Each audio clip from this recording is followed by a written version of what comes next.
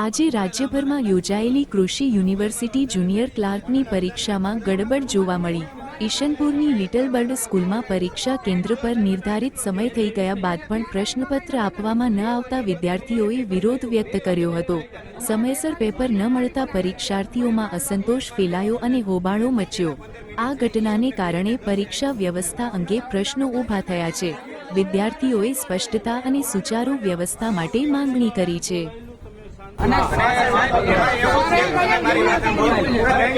University સાહેબ છે કે અમારો પ્રશ્ન નથી એમ કે ઉપરથી જવાબદારી નથી લેતા।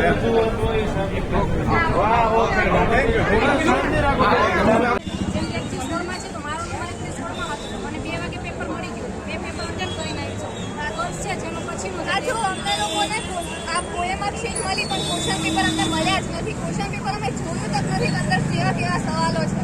અમે કઈ રીતે ટીક કરીએ નથી। અમને જોડે ખાલી સહી લીધી અને બેઠક નંબર લીધો, બહાર મોકલી દીધા, બીજું કશું કર્યું નથી।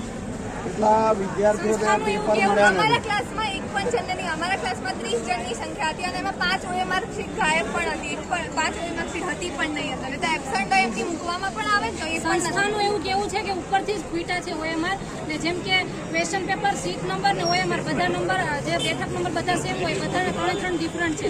સંસ્થા એવું કહે છે કે ઉપરથી જ પેપર ફીટા છે। એક ક્લાસને મિનિમમ 14 થી 15 લોકોને સ્ટુડન્ટને ક્વેશ્ચન પેપર ફીટા છે ને છેલ્લા 2-3 ક્લાસ છે જેને મહિલા જ નથી। સંસ્થા એવું કહે છે કે અમારો કોઈ વાંક નથી, અમે 11 વાગ્યાના અડીખમ ઊભા છે છતાં ઉપરથી આવું આવ્યું છે તો સ્ટુડન્ટ પછી હવે પોતપોતાનો ન્યાય માગે છે। કઈ સંસ્થાને તમે આ અંગે વાત કરેલી? સ્કૂલ છે little bird English medium school. એ સંસ્થા એવું કહે છે કે ઉપરથી જ પેપર આવ્યા છે, અમારો કશો વાંક નથી। અમુક સ્ટુડન્ટને ટૂંકમાં ન્યાય મળી ગયો છે। 1 થી 15 માં મારું જ નામ હતું, મેં પેપર અટેન્ડ કરીને આવી અને આ બેન જ છે જેને પેપર એને ક્વેશ્ચન પેપર જ અમારા ક્વેશ્ચન પેપરનું સીલ પણ નથી એટલે અમે જોયું જ નથી કેવું છે ક્વેશ્ચન પેપર। આ મેડમ તો OMR શીટ બી મળી છે, મને OMR શીટ બી નહીં મળી। OMR શીટ બી નહીં મળી। આ ગુલાબી કલરનું દેખાય ને તમને OMR શીટ, એ મને મળી બી નથી। OMR શીટ આ મેડમને મળી પણ OMR શીટ બી નહીં મળી, પેપર બી નહીં મળ્યું। બરાબર, મારા જેવા કેટલા વિદ્યાર્થીઓને મળ્યું નથી। આમાં અંદાજે કેટલા વિદ્યાર્થીઓ? અંદાજે 100 લોકો જેવા લોકોને નહીં મળ્યું। 100 વિદ્યાર્થીઓ।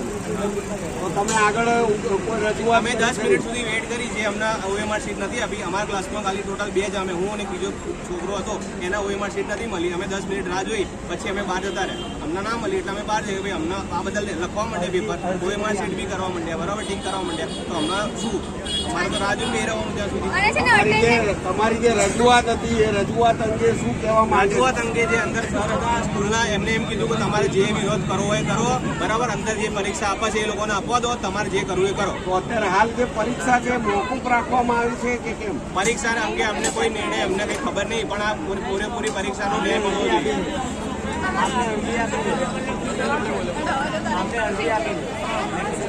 અમે આપ્યું છે પેપર, તો અમને એવું કીધું છે તમારું પેપર ચેક થશે। અમારી લીગલી પ્રોસેસ થઈ છે 1 થી 16 કે જેને ક્વેશ્ચન પેપરને OMR મળી ગયું છે, અમને એવું કીધું કે તમારું પેપર ચેક થશે। હું અટેન્ડ કરીને આવી છું અને અટેન્ડન્સ શીટની અંદર અમારી 45 અને બેન 1 ને 45 ચાલુ થવાનું હતું ત્યારે જ અમારી અટેન્ડન્સ શીટમાં પહેલેથી સહી લઈ લીધી। અમને ક્વેશ્ચન પેપર તો મળ્યું જ નહીં, અટેન્ડન્સ શીટમાં પહેલા સહી લઈ લીધી, એટલે અમારી જોડે કોઈ પ્રૂફ જ ના રહ્યું કે અમે લોકો નથી આપ્યું। ગોટાળો થયો છે પૂરેપૂરો 100%। અત્યારે જે પોલીસ તંત્રના જે અધિકારીઓ પણ અહીંયા આવેલા પોલીસ છે, તંત્રના અધિકારીઓ બી અમે વિડીયો બનાવતા હતા, એમ કહેતા હતા કે વિડીયો ના બનાવો, વિડીયો ના બનાવો। તો અમારે શું કરવાનું? વિડીયો ના બનાવીએ તો શું કરીએ અમે? અમારે ન્યાય ક્યાં કોના જોડેથી લેવાનો? તમે કઈ જગ્યાએથી આવેલા છો? કૃષ્ણનગર સ્કૂલ છે ત્યાંથી આવે। આપ ક્યાંથી આવેલા છો? હું સાયન્સ સિટી બાજુથી। બેન આપ ક્યાંથી આવે? સોમનાથ જાઉં છું સોમનાથથી અહીંયા અમદાવાદ શહેરમાં વટવા ખાતે એક્ઝામ આપવા આવ્યા? એક્ઝામ આપવા આવી।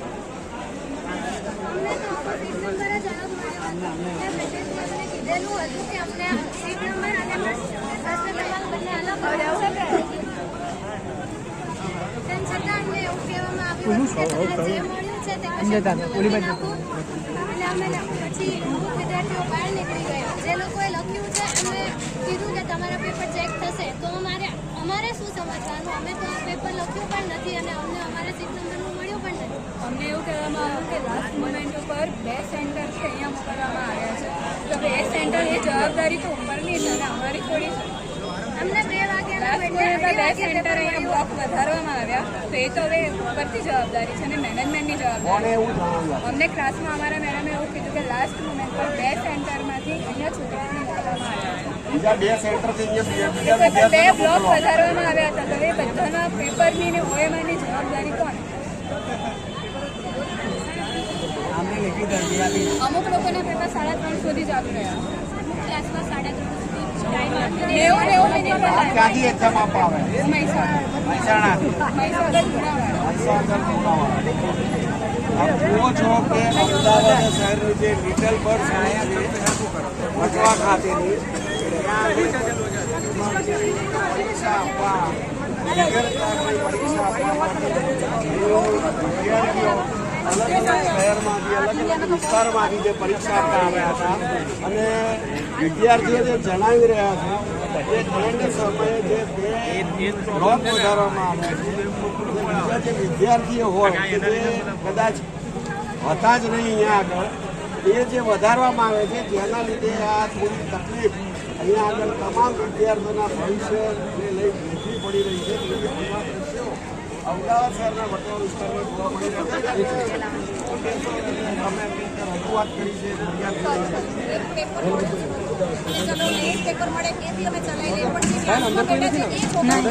છે ને જેણે 2:30 વાગે પેપર આપ્યું 3:30 હજુ 4 વાગ્યા સુધી ચાલુ છે. લખે હે મન પડે એમ લખે. મેડમ ને એ લોકોને તો થોડી વાર બહાર બોલાવે એટલે મન પડે એમ ટૂંકમાં બધી લખે. પેપરો લખતા હતા. આજે એ લોકોને ટાઈમ વધારે મળ્યો એટલે એ લોકોએ આખી આખું પેપર સોલ્વ કર્યું. એ બહાર આવીને લોકો એકદમ ખુશ હતા અને કહેતા હતા પેપર એકદમ ઈઝી હતું. જ્યારે અમને લોકોને આ પેપર જોવા મળ્યું છે ને એટેન્ડ કરવા મળ્યું. બીજી વસ્તુ કે અહીંયા અમને કેમ તમે એક્ઝામ આપી શક્યા નથી? અમારા હાથમાં પેપર જ નથી આવ્યું. તમે કઈ જગ્યાથી આવે? અમદાવાદથી જઈશું પણ મોટા ભાગનો અહીંયા બીજો પ્રશ્ન લેડીઝનો છે કે આજે ઉંમર લાગે આજે હું મારા બાળકને 1 વર્ષનું બાળક ઘરે છોડીને આવી છું. આજે મને 3 વાગ્યાની જગ્યાએ આજે 4:30 પોણા 5 હું બહાર આવી છું. આજે એ બાળક ઘરે એકલું છે. 1 જ વર્ષનું બાળક છે. તો આ લેડીઝને ઘણા બધા પ્રોબ્લેમ અંદર પણ ઘણી લેડીઝ છે કે જેની બસ છૂટી ગઈ છે એકલી આવી છે. આજે રાત પડી જશે એ ઘરે નહીં પહોંચે. આ બધો પ્રોબ્લેમ પણ લેડીઝને છે છતાં પણ મેનેજમેન્ટ એવું કહે છે કે તમારું કોઈ સાંભળશે નહીં. બધાની બીજા સેન્ટરોમાં એક્ઝામ થઈ ગઈ છે તો તમે લોકોને હવે કોઈ બીજી વાર પરીક્ષા લેવામાં આવશે. તમે સરકાર જોડે અથવા તંત્ર જોડે શું અપેક્ષા રાખો છો આજે કે તમારી પરીક્ષામાં? બધાની એક્ઝામ રદ થવી જોઈએ અને ફરી પાછી એક્ઝામ લેવી જોઈએ. અને કદાચ જો સરકારે આ જે પરીક્ષા છે તેને રદ નહીં કરે તો તમે શું આગળ? તો અમને ન્યાય નહીં મળે. અમને જે ન્યાય જોઈએ છે અમારા આજે કેટલા 150-60 વિદ્યાર્થીઓ પેપર વગરના રહી ગયા. અમને તો ન્યાય નહીં મળે. ઉપરાંત અમારો જે ખર્ચો થયો છે ફીસ ભરી છે ઉપરથી ભાડા ખર્ચીને જે લોકો આવ્યા છે એ બધાનું શું? આજે એનો ટાઈમ બદલ્યો છે. જે મહેનત કરીને એક્ઝામ દેવાયો છે જે ઉમ્મીદ લઈને આવ્યો છે કે પાસ તો આજે એને એ જગ્યા ઉપર એની નોકરી એને નહીં મળે. જ્યારે બીજા ઘરે ટાઈમ લઈને પેપર આપીને ખુશી બહાર નીકળે છે અને પેપર ઈઝી છે એવું કહેવામાં આવે છે.